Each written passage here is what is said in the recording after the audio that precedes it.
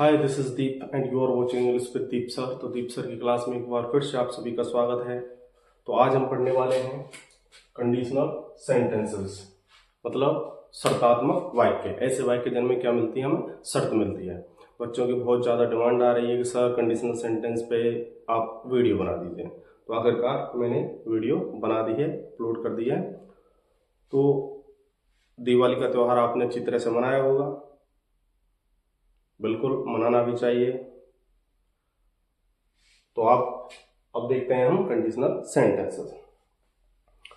जैसा आप सभी जानते हैं कंडीशनल सेंटेंसेस होते क्या हैं। तो हमको बताया गया है कि वो सेंटेंसेस जो इफ से जुड़े होते हैं वो कंडीशनल सेंटेंसेस होते हैं। ये गलत है, बिल्कुल गलत नहीं है, लेकिन बिल्कुल सही भी नहीं है। क्यों नहीं है? क्योंकि सिर्फ वही वाक्य जो इफ से जुड़े होते हैं कंडीशनल सेंटेंसेस नहीं होते हैं। क्योंकि हमें ये पढ़ाया गया है यदि इफ से जुड़ा वाक्य है तो वो कंडीशनल है। हाँ है, कंडीशनल सेंटेंसेस है इफ से जुड़ा हुआ है तो, लेकिन कुछ ऐसे कंडीशनल वर्ड और भी होते हैं जिनसे कंडीशनल सेंटेंसेस बन जाते हैं। तो आज हम वही देखने वाले हैं।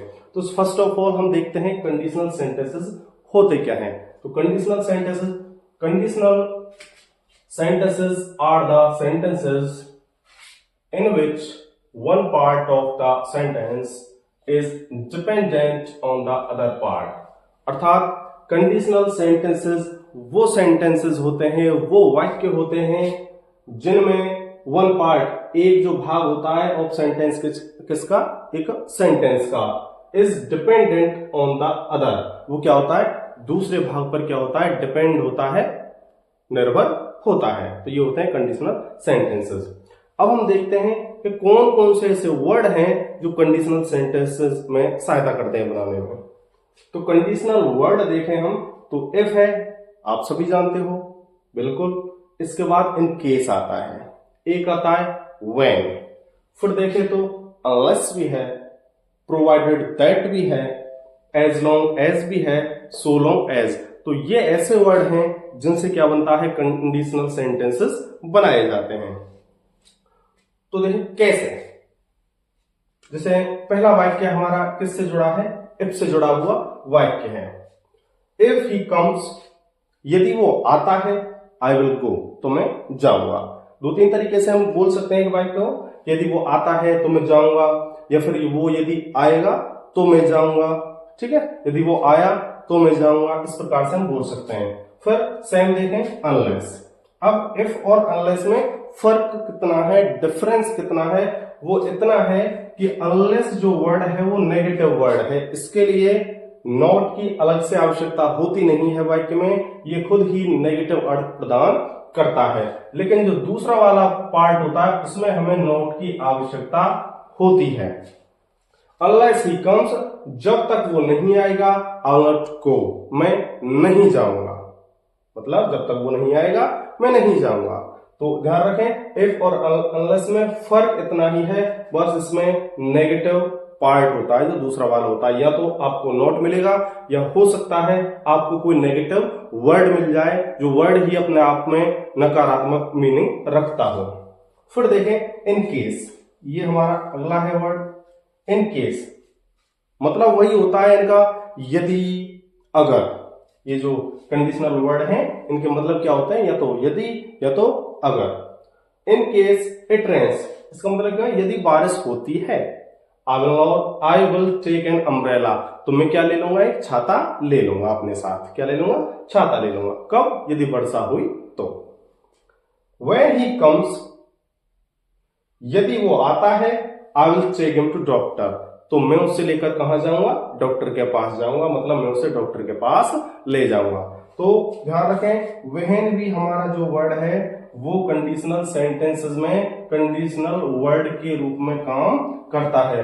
तो आप इतना तो समझ गए होंगे कि सिर्फ इफ ही वो वर्ड नहीं है जो कंडीशनल सेंटेंसेस को बनाने में भूमिका निभाता है। नहीं, कुछ और वर्ड भी हैं जो कंडीशनल सेंटेंसेस बनाने में काम आते हैं, जिनको हम कंडीशनल वर्ड बोल सकते हैं अपने अकॉर्डिंग। तो वैसे by the way conditional sentences समझो आप क्या चीज है।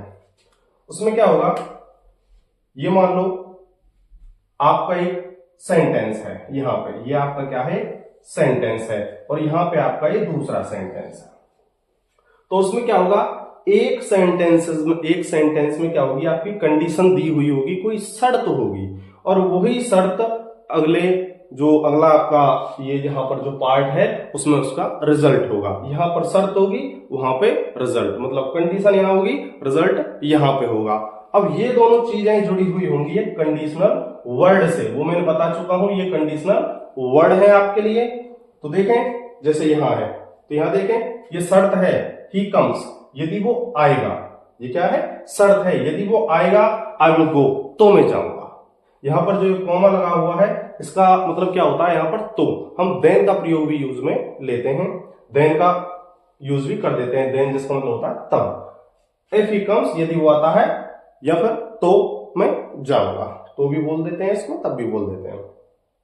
फिर इसमें देखें इन केस इट रेन्स, यदि बारिश होती है, शर्त क्या है, बारिश का होना, I will take an umbrella, तो रिजल्ट क्या होगा इसका परिणाम, मैं छाता लूंगा। व्हेन इट कम्स, जब वो आएगा, व्हेन इट कम्स, जब वो आएगा या जब वो आता है या यदि वो आता है, I will take him to doctor, तो मैं उसे डॉक्टर के पास ले जाऊंगा। सर ये रही आपकी ही कम्स, यदि वो आता है, तो ये रिजल्ट होगा कि मैं उसको लेकर डॉक्टर के पास में पहुंच जाऊंगा। तो यहां तक ये सभी आपके क्या है, कंडीशनल वर्ड हैं। इनसे जुड़े हुए जितने भी सेंटेंसेस आते हैं वो कंडीशनल सेंटेंसेस के अकॉर्डिंग हम पढ़ते हैं। तो ये यहां पर आपका थोड़ा सा मैंने ओवरव्यू बताया है कंडीशनल सेंटेंसेस के बारे में। अब